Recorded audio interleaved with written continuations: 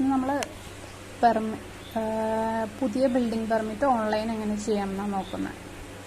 ഒരു വീടിൻ്റെയാണ്, ജനറൽ ആയിട്ടുള്ള പെർമിറ്റാണ് ഞാനിവിടെ എടുക്കുന്നത്.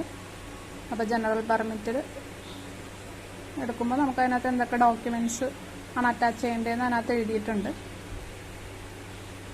അത് നമ്മൾ ആ പേജ് പ്രൊസീഡ് കൊടുക്കുക. പിന്നെ അടുത്തത് നെയിം ഓഫ് പ്രൊജക്റ്റ് എന്താണെന്ന് വെച്ചാൽ നമുക്ക് കൊടുക്കാതെ. ഇപ്പം ഞാൻ ഒരു റെസിഡൻഷ്യൽ ബിൽഡിംഗ് ആയതുകൊണ്ട് റെസിഡൻഷ്യൽ ബിൽഡിംഗ് എന്ന് ടൈപ്പ് ചെയ്ത് കൊടുത്താൽ കേട്ടോ. പിന്നെ എൻ്റെ ലോക്കൽ ബോഡി ഡീറ്റെയിൽസ് ചോദിക്കുന്നുണ്ട്. ലോക്കൽ ബോഡി ഡീറ്റെയിൽസ് ഇപ്പോൾ ഡിസ്ട്രിക്റ്റ് കൊടുക്കുക, പ്ലോട്ട് ഏത് ലോക്കൽ ബോഡിയിലാണോ, മുനിസിപ്പാലിറ്റി ആണോ, പഞ്ചായത്താണോ, കോർപ്പറേഷനാണോ അത് സെലക്ട് ചെയ്ത് കൊടുക്കുക. മുനിസിപ്പാലിറ്റി ആണെങ്കിൽ മുനിസിപ്പാലിറ്റി, ലോക്കൽ ബോഡി ആ മുനിസിപ്പാലിറ്റിയുടെ പേര് അത് കൊടുത്തിട്ട് പ്രൊസീഡ് ചെയ്യാം. പിന്നെ അടുത്തത് ലൊക്കേഷനാണ്. ലൊക്കേഷൻ നമുക്ക് ഈ മാപ്പിൽ നിന്ന് പിക്ക് ചെയ്തെടുക്കാൻ പറ്റും. നെറ്റ് കറക്റ്റ് അല്ലെങ്കിൽ നമുക്കത് ഭയങ്കര ബുദ്ധിമുട്ടാണ്. പിന്നെ അത് മാൻഡേറ്ററി അല്ലാത്തതുകൊണ്ട് ഞാനത് ഒഴിവാക്കി കേട്ടോ. പിന്നെ അടുത്തത് പ്ലോട്ട് ഡീറ്റെയിൽ ആണ്. പ്ലോട്ട് ഡീറ്റെയിലിൽ നമ്മൾ പ്ലോട്ടിൻ്റെ ഡീറ്റെയിലാണ് നമ്മളിവിടെ കൊടുക്കേണ്ടത് കേട്ടോ. വീട് വയ്ക്കാൻ പോകുന്ന പ്ലോട്ട് നേരത്തെ നമ്മളെല്ലാം ആദ്യം തന്നെ റെഡിയാക്കി വെച്ചിട്ടുണ്ടെങ്കിൽ ഷീറ്റിൽ സെറ്റ് ചെയ്യുമ്പോൾ നമ്മളെല്ലാം ഇതൊക്കെ കൊടുത്തിട്ടുണ്ടെങ്കിൽ അത്ര എളുപ്പമായിരിക്കും. അപ്പോൾ അത് നോക്കി കൊടുക്കാം, അല്ലെങ്കിൽ ഡോക്യുമെൻറ്റ്സ് നോക്കി അതിൻ്റെ ഡീറ്റെയിൽ ടൈപ്പ് ചെയ്ത് കൊടുക്കാം. താലൂക്ക്, വില്ലേജ്, വാർഡിൻ്റെ പേര്,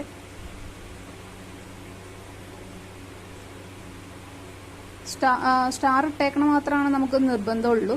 ഇല്ലാത്തത് വേണമെങ്കിൽ നമുക്ക് ഒഴിവാക്കാം.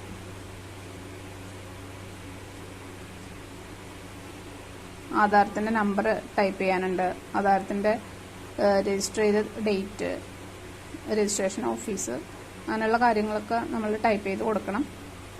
അതുപോലെ തന്നെ പൊസഷൻ സർട്ടിഫിക്കറ്റ് അതിൻ്റെയും കൊടുക്കണം കേട്ടോ. ഈ ആധാരത്തിൻ്റെ രജിസ്ട്രേഷൻ നമ്പറൊക്കെ അടിക്കുമ്പോൾ നമുക്ക് രജിസ്ട്രേഷൻ ഡേറ്റ് ഒക്കെ കൊടുക്കുമ്പോൾ നമുക്ക് ആ കലണ്ടറിൽ നിന്ന് പിക്ക് ചെയ്യാൻ പറ്റും. ഇല്ലെങ്കിൽ ടൈപ്പ് ചെയ്ത് കൊടുത്താലും മതി. രജിസ്ട്രേഷൻ ഓഫീസ് പിക്ക് ചെയ്ത് കൊടുക്കുക.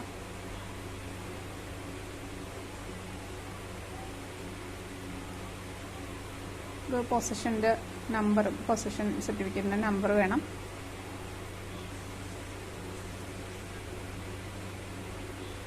പൊസഷൻ സർട്ടിഫിക്കറ്റിൻ്റെ നമ്പറും ഡേറ്റ്, തണ്ടപ്പേര് ഇതെല്ലാം നമ്മൾ ടൈപ്പ് ചെയ്ത് കൊടുക്കണം.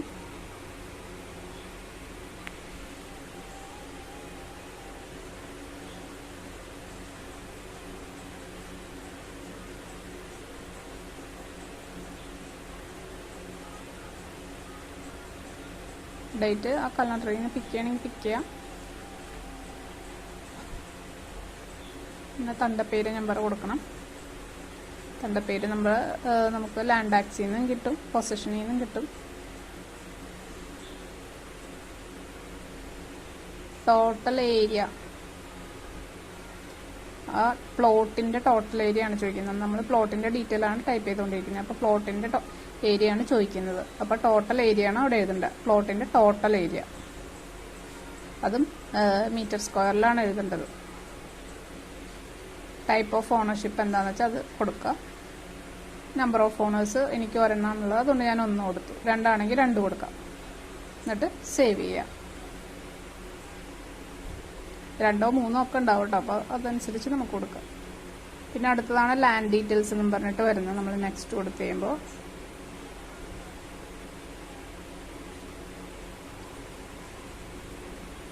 അത് ഭൂമിയുടെ തരം എന്താണെന്ന് വെച്ചാൽ അത് നമ്മൾ നോക്കിയിട്ട് കൊടുക്കുക. പുരയിടാണെങ്കിൽ. പിന്നെ അതിന് മുന്നേ ഇപ്പോൾ റൈറ്റ് സൈഡിൽ കണ്ടോ സർവേ നമ്പർ, റീസർവേ നമ്പർ എന്നുണ്ട്. അതിനകത്ത് റീസർവേ നമ്പർ ഉണ്ടെങ്കിൽ റീസർവേ നമ്പർ ക്ലിക്ക് ചെയ്താൽ നമുക്കത് കൊടുക്കാൻ പറ്റും കേട്ടോ. കണ്ടോ, റീസർവേ നമ്പർ കൊടുക്കാം. റീസർവേ നമ്പർ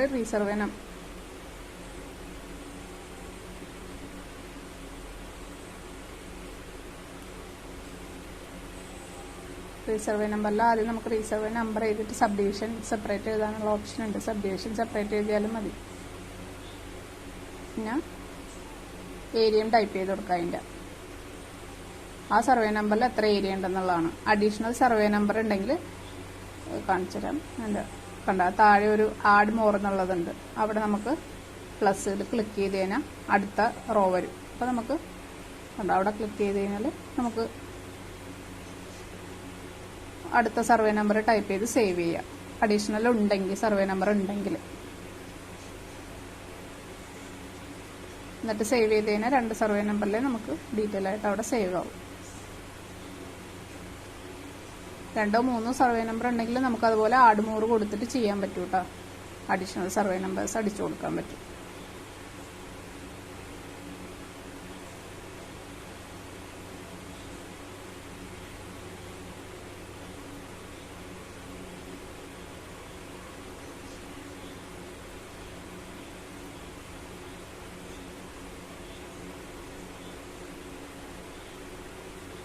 നമുക്ക് ആ ഡോക്യുമെന്റ്സ് ആഡ് ചെയ്യണം. ആധാരം, ഡീഡ്, പൊസഷൻ, ലാൻഡ് ടാക്സ് ഒക്കെ. ഇപ്പൊ നമ്മൾ കൊടുത്ത സർവേ നമ്പറിന്റെ ആധാരവും പൊസഷനൊക്കെയാണ് ഇവിടെ ആഡ് ചെയ്യേണ്ടത്.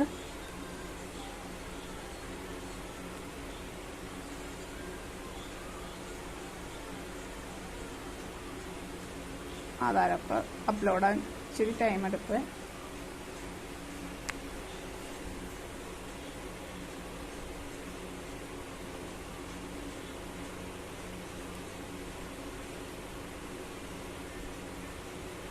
അപ്ലോഡ് ആയി കഴിയുമ്പോൾ നമുക്കൊരു PDF-ന്റെ ഒരു പിക്ചർ വരും. അതെ,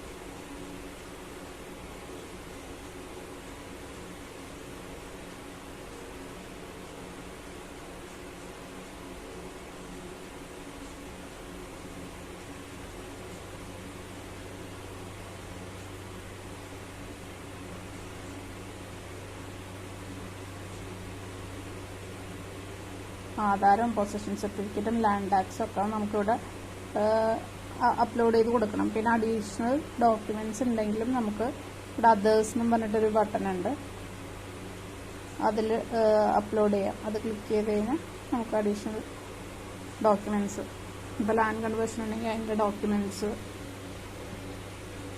അതൊക്കെ നമുക്ക് അപ്ലോഡ് ചെയ്ത് കൊടുക്കാൻ. ഇവിടെ എന്തെങ്കിലും കോർട്ടിൽ നിന്നുള്ള ഉത്തരവ് ഉണ്ടെങ്കിൽ അതും.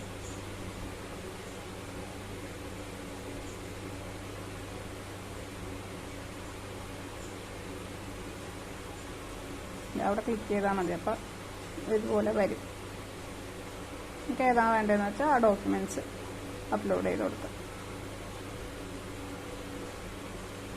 ഒരു ലൊക്കേഷൻ ഉണ്ടായിരുന്നു, ഞാനത് ലൊക്കേഷൻ ആഡ് ചെയ്ത് കൊടുത്തു.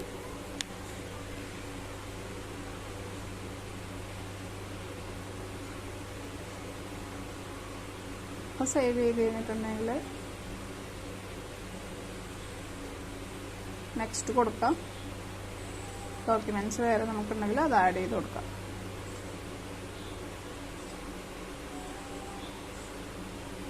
ഞാനിപ്പോൾ ഒരു സൈറ്റ് മെഷർമെന്റ് പ്ലോട്ട് സ്കെച്ച് ഉണ്ടായിരുന്നു, അപ്പോൾ അത് ആഡ് ചെയ്തതാണ്. അതൊക്കെ പഞ്ചായത്തിൽ നമുക്ക് ചോദിക്കും. സൈറ്റ് സ്കെച്ച് എപ്പോഴും ചോദിക്കില്ല, എന്നാലും ചിലർ ചോദിക്കും. ഈ പ്ലസ് ചിഹ്നത്തിൽ ഞെക്കിയാൽ നമുക്ക് ആധാരം ഒന്നിൽ കൂടുതലുണ്ടെങ്കിൽ ഇവിടെ പ്ലസ് ഞെക്കി കഴിഞ്ഞാൽ നമുക്ക് ഡീഡ് 2, ഡീഡ് 3 അങ്ങനെ എത്ര എണ്ണം വേണമെങ്കിലും ആഡ് ചെയ്യാം. അതിൻ്റെ ഡീറ്റെയിൽസ് ഇപ്പം നമ്മൾ ടൈപ്പ് ചെയ്ത് അപ്ലോഡ് ചെയ്ത് കയറ്റിയ പോലെ ഇപ്പം ചെയ്യാം. ആ ആധാരത്തിൻ്റെ ഡോക്യുമെന്റ്സ് ഇതുപോലെ അപ്ലോഡ് ചെയ്യാം ഓരോ സെക്ഷനായിട്ട്. എന്നിട്ട് ഇവിടെ നെക്സ്റ്റ് കൊടുക്കാം. ഓണറിൻ്റെ ഡീറ്റെയിൽ കൊടുക്കാം. ഓണറിൻ്റെ ഡീറ്റെയിലിന് നമുക്ക് ആധാർ കാർഡ് നമ്പർ അവിടെ ടൈപ്പ് ചെയ്യാം, അല്ലെങ്കിൽ ഫോൺ നമ്പറോ ഇമെയിലോ ടൈപ്പ് ചെയ്ത് കൊടുത്താൽ നമുക്ക് ബാക്കി ഡീറ്റെയിൽ വരും. ഓട്ടോമാറ്റിക്കലി ക്ലയൻറ്റിൻ്റെ പേര് അല്ലെങ്കിൽ ഓണറിൻ്റെ പേര് വരും അവിടെ.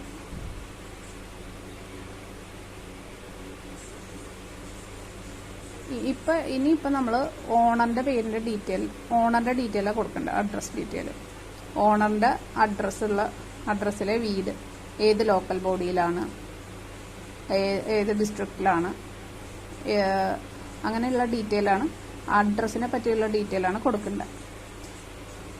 ഇതിൻ്റെ വാർഡ് നമ്പറൊക്കെ ചോദിക്കുന്നത് ഈ പെർമനന്റ് അഡ്രസ്സിലുള്ള, ഓണറിൻ്റെ പെർമനന്റ് അഡ്രസ്സിലുള്ള വീടിൻ്റെ നമ്പറും അതുപോലെ അവരുടെ ഏത് വാർഡിലാണ് എന്നുള്ള ഡീറ്റെയിലൊക്കെയാണ് നമ്മൾ ഇവിടെ കൊടുക്കേണ്ടത് കേട്ടോ. വീട്ടുപേര്, local place, main place name, post office, start എല്ലാം നമ്മൾ കൊടുക്കണം. എന്നാൽ മാത്രം അത് പ്രൊസീഡ് ആവുള്ളൂ അടുത്ത ലെവലിലേക്ക്. സേവ് ചെയ്യാം. അടുത്ത ഓണർ ഉണ്ടെങ്കിൽ നമുക്ക് ഇത് പിന്നെ ഇപ്പോൾ ഒരെണ്ണം ഉള്ളതുകൊണ്ട് നമ്മൾ ഒരെണ്ണം ആഡ് ചെയ്തിട്ടുള്ളൂ. ഈ ഡോട്ടിൽ ക്ലിക്ക് ചെയ്ത് നമുക്കത് എഡിറ്റ് ചെയ്യുകയോ ഡിലീറ്റ് ചെയ്യുകയോ എന്താണെന്ന് വെച്ചാൽ ചെയ്യാം. ഡിലീറ്റ് ചെയ്യണമെങ്കിൽ ഡിലീറ്റ് ചെയ്തിട്ട് വേറെ ആഡ് ചെയ്യാം, അല്ലെങ്കിൽ അതിനകത്ത് തന്നെ എഡിറ്റ് ചെയ്താൽ മതിയെങ്കിൽ അങ്ങനെ എഡിറ്റ് ചെയ്യാം. പിന്നെ അടുത്ത സെക്ഷനിൽ നമ്മൾ റൂൾ വെരിഫിക്കേഷനിൽ ഡ്രോയിങ് അപ്ലോഡ് ചെയ്യുക. DXF ഫയൽ അപ്ലോഡ് ചെയ്യണം.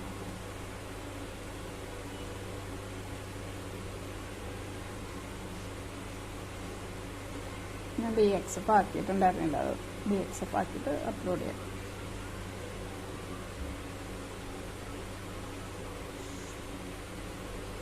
ഇതൊക്കെ നമ്മൾ ചെക്ക് ചെയ്യാനായിട്ട് അവർ ഇടക്കിടക്ക് കാണിക്കുന്നുണ്ട് നമ്മൾ ഡ്രോയിങ് അപ്ലോഡ് ചെയ്യുമ്പോൾ. അപ്പോൾ അത് എല്ലാം ചെക്ക് ചെയ്ത് ഓക്കെ വരുത്തിയാലാണ് നമ്മളെപ്പോഴും സ്ക്രൂട്ടിനി പാസ്സാവുക. എപ്പോഴും അപ്ലോഡ് ചെയ്യണതിന് മുന്നേ അതൊക്കെ ചെക്ക് ചെയ്താൽ നല്ലതായിരിക്കും. പലപ്പോഴും ഞാൻ തന്നെ പലതിനും വിട്ടുപോകാറുണ്ട് കേട്ടോ.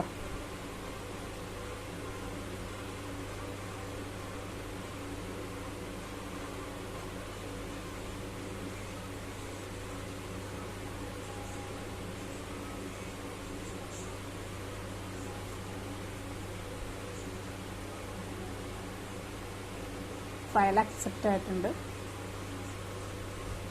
ഇത് ഞാൻ നേരത്തെ സ്ക്രൂട്ടിനി ചെക്കിങ് ഇട്ട് ഓക്കെ ആക്കിയ ഫയലാണ്, അക്സെപ്റ്റഡ് ആക്കിയ ഫയലാണ് ആപ്ലിക്കേഷൻ ചെയ്യുന്നതിന് മുന്നേ.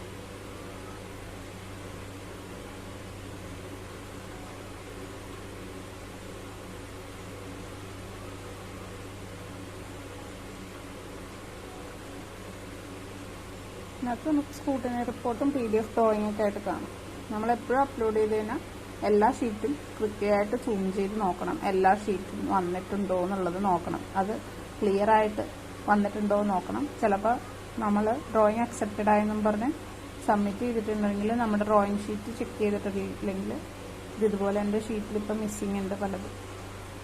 ചിലപ്പോൾ ഷീറ്റിൽ ഒന്നും കാണാനുണ്ടാവില്ല. ചിലപ്പോൾ എന്തെങ്കിലും ഒരു പൊടിയായിട്ടേ കാണുള്ളൂ, അല്ലെങ്കിൽ എന്തെങ്കിലും മിസ്സായിട്ടുണ്ടാവാം.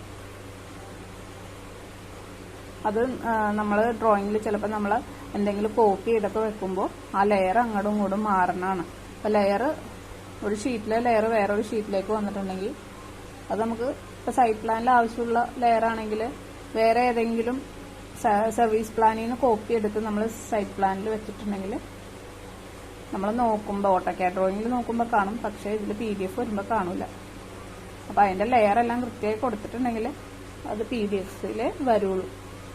അപ്പോൾ അതെല്ലാം വന്നിട്ടുണ്ടോയെന്ന് PDF ഡ്രോയിങ് ചെക്ക് ചെയ്തിട്ട് വേണം നമ്മൾ കണ്ടിന്യൂ ചെയ്യാൻ. അപ്പോൾ എൻ്റെ ഇതിനകത്ത് എൻ്റെ ടൈറ്റിൽ ഷീറ്റിൻ്റെ കാണുന്നുണ്ടായില്ലേ, ടൈറ്റിൽ ഷീറ്റ് ആ ലൈൻസ് ഔട്ടർ ലൈൻ, അത് ഞാനിപ്പോൾ ആ ലെയർ മാച്ച് ചെയ്ത് കൊടുത്തു.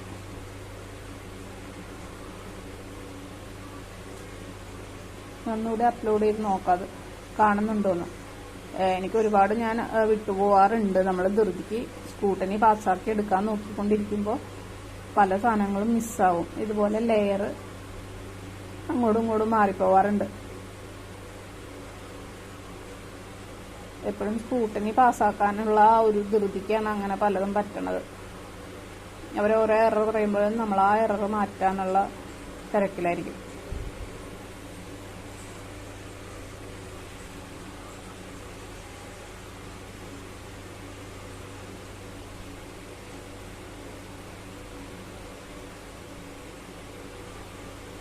പെർഫെക്റ്റ് ആയിട്ട് ഓട്ടോക്യാഡ് ഡ്രോയിങ് ആദ്യം തന്നെ ചെയ്ത് കഴിഞ്ഞാൽ ഒരുപാട് എറേഴ്സ് മാറും. ഞാൻ ചിലവരൊക്കെ സ്ക്രൂട്ടിനി എറേഴ്സ് മാറ്റാൻ വേണ്ടി തരുമ്പോഴത്തേക്കും കാണാറുണ്ട്. അതിനകത്ത് ഒരുപാട് ഇങ്ങനെ പുറകെ ഒരുപാട് ലൈൻസ് ഇട്ടിട്ടുണ്ടാവും. ഒരു ലൈനിന് പകരം ഒരുപാട് ലൈൻസ് ഇങ്ങനെ ഉണ്ടാവും. അപ്പോൾ ഇഷ്ടംപോലെ എറർ വരും. അത് നമ്മൾ ഓരോ പോയിന്റ് പിക്ക് ചെയ്യണത് ശരിയായിട്ടില്ലെങ്കിൽ മാറി പിടിക്കും. അപ്പോൾ അത് ഒരുപാട് എറേഴ്സ് കാണിക്കും നമുക്ക്. അപ്പോൾ ഏറ്റവും ക്ലിയർ ആയിട്ട് ഏറ്റവും ആവശ്യമുള്ള ലൈൻസ് മാത്രം എടുത്തിട്ടാൽ മതി. സൈറ്റ് പ്ലാനിലാണെങ്കിലും ആവശ്യത്തിൽ കൂടുതൽ നമ്മൾ ലൈൻസ് ഇടാതെ ഇരിക്കണമായിരിക്കും എപ്പോഴും നല്ലത്.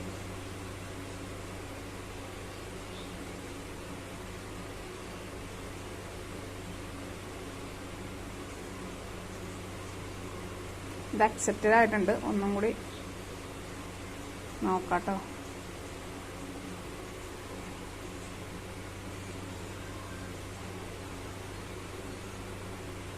ചിലപ്പോൾ എനിക്ക് ഇതുപോലെയൊന്നും കിട്ടാറില്ല. എന്തെങ്കിലും ഒരു പൊടി സാധനമൊക്കെ ആയിരിക്കും എനിക്ക് ഡ്രോയിങ് ഷീറ്റിൽ കാണാനുണ്ടാവുള്ളൂ, വേറെ ഒരു ഡ്രോയിങ് കാണൂല. പിന്നെ നോക്കുമ്പോഴായിരിക്കും ഇതേ സെയിം ലെയറിൽ എവിടെയോ ദൂരെ എന്തെങ്കിലുമൊക്കെ നീങ്ങി ഏതെങ്കിലും ഒരു ലെയർ ഉണ്ടെങ്കിൽ അതെല്ലാം കൂടി ഈ ഷീറ്റിൽ വരുത്തൂര്. അപ്പോൾ അങ്ങനെ വരുമ്പോഴത്തേക്കും വളരെ ചെറുതായിട്ട് കാണുള്ളൂ.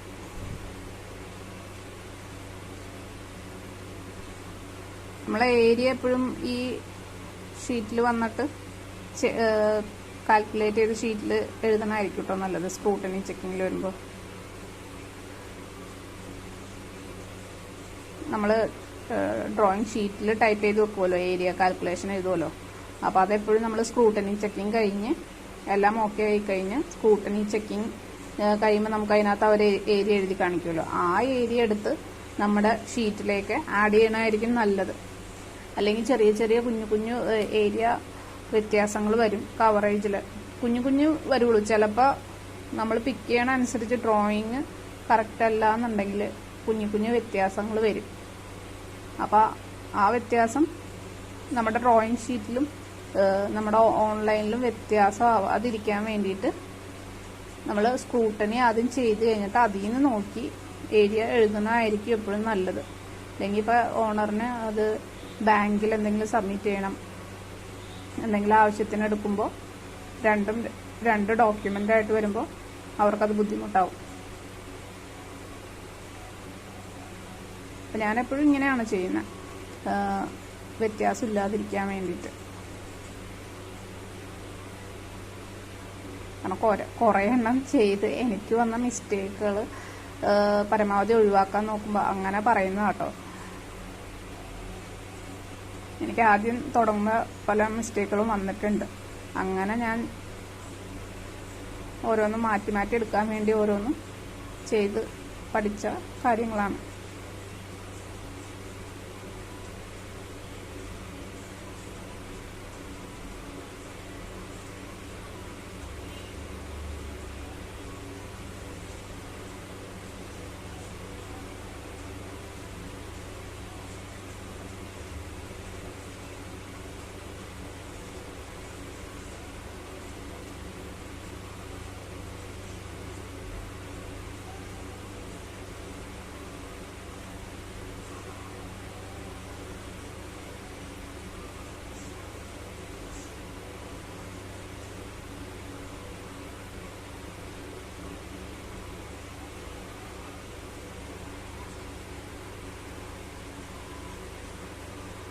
ഞാനിത് ഏറ്റവും ലാസ്റ്റ് സ്ക്രൂട്ടനി കഴിഞ്ഞ് ചെയ്യാൻ നിൽക്കണം. എന്താണെന്ന് വെച്ചാൽ നമ്മൾ ചിലപ്പോൾ സ്ക്രൂട്ടനി പാസ്സായതിൻ്റെ സന്തോഷത്തിൽ ഈ ഓൺലൈനിൽ ഡയറക്റ്റ് അപ്ലോഡ് ചെയ്ത് കഴിഞ്ഞിട്ടുണ്ടെങ്കിൽ ഇതങ്ങോട്ട് നമ്മൾ ഓക്കെ പറഞ്ഞ് അങ്ങോട്ട് പോകും. ഇത് ഏരിയ ചെക്ക് ചെയ്യാനൊക്കെ ചിലപ്പോൾ മറന്നു പോയിട്ടുണ്ടെങ്കിൽ ചിലപ്പോൾ ഓവർസിയറോ അങ്ങനെ ആരെങ്കിലും ചെക്ക് ചെയ്യാൻ എങ്ങനെ വിട്ടുപോയാൽ നമുക്ക് അത് ബുദ്ധിമുട്ടാവും. ഓണറിന് ബുദ്ധിമുട്ടാവും, നമുക്കും ബുദ്ധിമുട്ടാവും.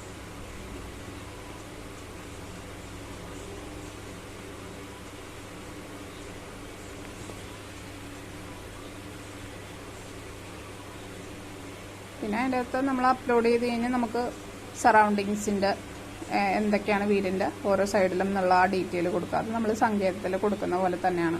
ഈസ്റ്റിലെന്താണ് വെസ്റ്റിലെന്താണ് അത് നമ്മൾ പിക്ക് ചെയ്ത് കൊടുക്കുക. സങ്കേതത്തിൽ ചെയ്യുന്ന അതേ പോലെ തന്നെയാണ് ഓരോ സൈഡും പിക്ക് ചെയ്ത് കൊടുക്കുന്നത്.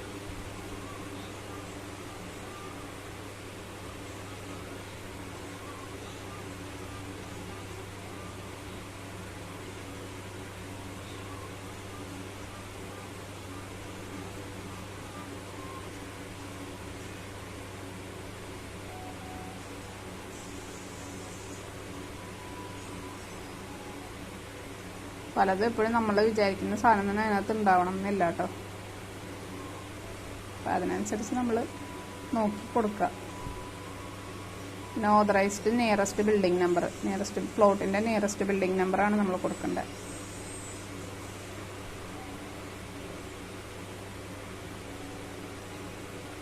ഇലക്ട്രിക് പോസ്റ്റ് നമ്പർ,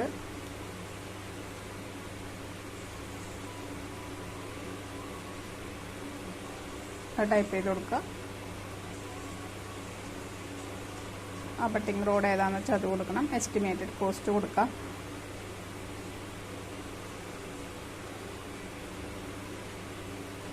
ഞാൻ കൊടുക്കുന്നത് ലേബർ സെസ്സിന് നമ്മൾ ആ ഒരു റേറ്റ് ഇട്ടിട്ടുണ്ട്. കൺസ്ട്രക്ഷൻ കോസ്റ്റ് കാൽക്കുലേറ്റ് ചെയ്യാൻ വേണ്ടിയിട്ട് ഞാൻ ആ ഒരു റേറ്റ് വെച്ചിട്ടാണ് ബിൽഡിങ്ങിന് ഇതിൽ റേറ്റ് കൊടുക്കുന്നത്.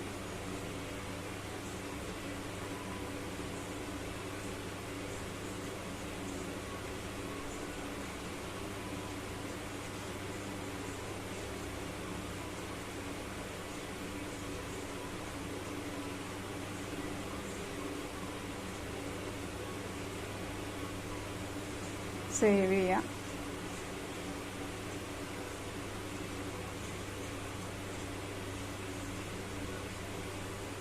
ഇതൊക്കെ ഓട്ടോമാറ്റിക്കലി വരുന്നതാണ് കേട്ടോ. ബേസിക് ഡീറ്റെയിൽസ് നമ്മുടെ ഏരിയ ഡീറ്റെയിൽസ് ഒക്കെ അവിടെ എഴുതി കാണിച്ചിട്ടുണ്ട്.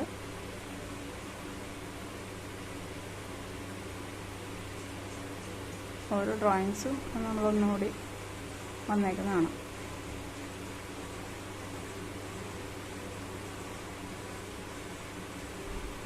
എനിക്ക് അവിടെ ഒരു സാധനം മിസ്സായിട്ടുണ്ട്. എൻ്റെ ഒരു കാർ പോർച്ച് ഡീറ്റെയിൽ അവിടെ വന്നിട്ടില്ല. ഇത് വേറെ ഷീറ്റ് വന്നിരിക്കുന്ന എർത്ത് വർക്കിൻ്റെ ഡീറ്റെയിൽ ആട്ടോ.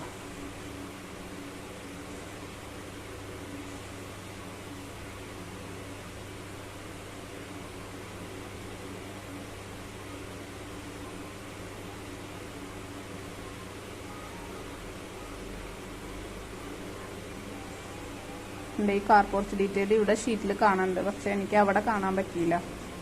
ലെയർ മാറിക്കിടക്കണോണ്ടാ. അപ്പം അത് ഇതുപോലെ ഒരുപാട് മിസ്സിങ് നമുക്ക് പറ്റാൻ ചാൻസ് ഉണ്ട്. ഡ്രോയിങ് ഷീറ്റ് കൃത്യമായിട്ട് നോക്കിയിട്ടില്ലെങ്കിൽ, ലെയർ കൊടുത്തില്ലെങ്കിൽ നമ്മുടെ അതിനകത്തേക്ക് വരില്ല. ഓൺലൈനിൽ ചെയ്യുമ്പോൾ വരില്ല. ഞാനതൊന്നും കൂടി ഡിലീറ്റ് ചെയ്യും. അത് നമ്മൾ അപ്ലോഡ് ചെയ്തത് ഡിലീറ്റ് ചെയ്തിട്ട് ഒന്നും കൂടി അപ്ലോഡ് ചെയ്യാം.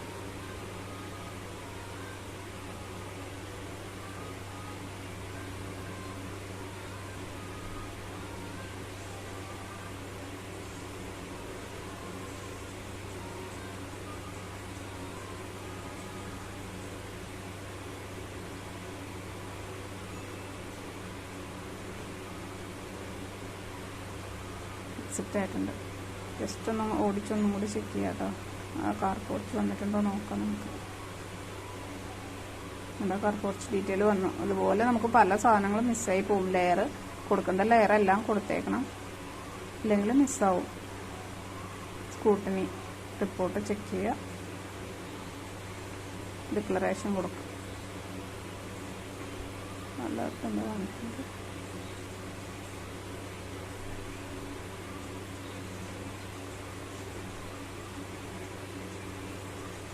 എഗ്രി കൊടുക്കുക, ഡിക്ലറേഷനിൽ പ്രൊസീഡ് കൊടുക്കുക, ക്ലോസ് ചെയ്യുക.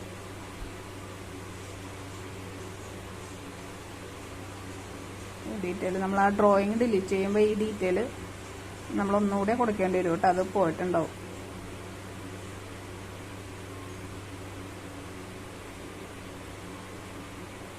കഴിയാറായി.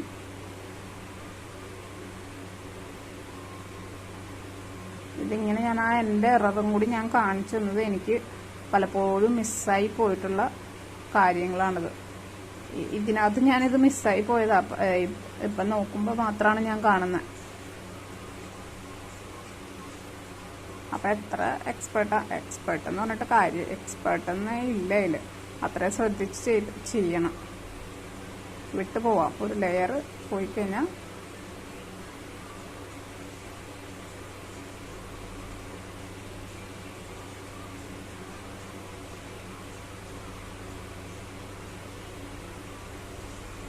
ഇത് NOC എന്തെങ്കിലും ഉണ്ടെങ്കിൽ നമുക്ക് ഇതിനകത്ത് ക്ലിക്ക് ചെയ്ത് കൊടുക്കാം. നമ്മുടെ ആപ്ലിക്കേഷൻ സമ്മറി കാണാം. അപ്പോൾ അടുത്തത് അതൊന്ന് നോക്കാം. നമുക്ക് എന്തെങ്കിലും വ്യത്യാസം കാണാതെ എന്തെങ്കിലുമൊക്കെ വന്നിട്ടുണ്ടോ എന്ന് നോക്കാം. ഫീ ഒക്കെ ഇതിൽ എഴുതി കാണിക്കും കേട്ടോ. ആപ്ലിക്കേഷൻ ഫീ, പെർമിറ്റ് ഫീ എത്രയാണെന്നെല്ലാം ഇതിനകത്തുണ്ടാവും.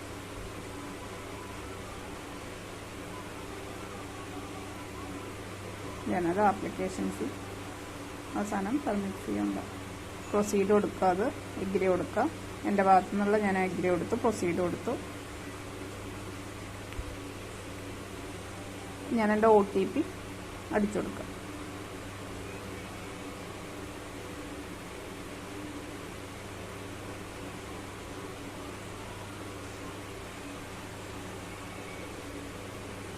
കൊടുത്തിട്ട് yes forward to owner click ചെയ്യുക. അപ്പോൾ ക്ലയൻറ്റിന് പോയി, അത് ഓണറിന് പോയി കഴിഞ്ഞാൽ ഇവിടെ കാണിക്കാൻ പറ്റും ഫോർവേഡ് ടു ഓണറിന് കാണിക്കും.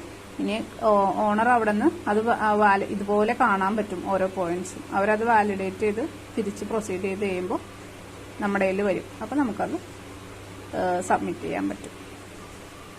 അവർ നമുക്ക് ഓക്കെ പറഞ്ഞ്